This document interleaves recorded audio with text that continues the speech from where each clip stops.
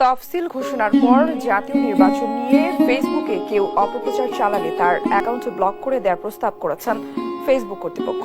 নির্বাচনে গুজব বন্ধে দুপুরে কমিশন ভবনে বৈঠকে প্রস্তাব দেন তারা। আগামীতে আলোচনার মাধ্যমে দুই পক্ষ একসঙ্গে কাজ করার রূপরেখা ঠিক করবে বলে জানায় কমিশন। বিস্তারিত নূপুর মাহমুদের রিপোর্টে।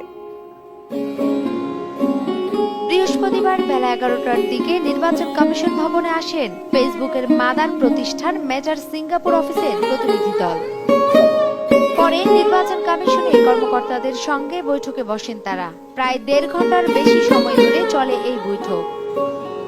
বৈঠকের বিষয় নিয়ে ফেসবুক কর্তৃপক্ষ কোনো কথা বলতে রাজি না হলেও বিস্তারিত তুলে ধরেন নির্বাচন কমিশনের অতিরিক্ত সচিব অশোক কুমার দেবনাথ। জানান, জাতীয় নির্বাচন নিয়ে গুজব বন্ধে দুই পক্ষ একসাথে কাজ করার বিষয়ে ঐক্যমতে পৌঁছেছে।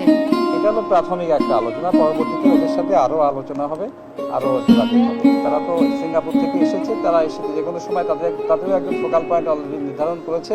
তফসিল ঘোষণার পর নির্বাচন নিয়ে ফেসবুকে কেউ গুজব সৃষ্টি করলে তার অ্যাকাউন্ট ব্লক করে দেওয়ার বিষয়ে ফেসবুক কর্তৃপক্ষ প্রস্তাব করেছে বলে জানান অশোক কুমার দেবনাথ।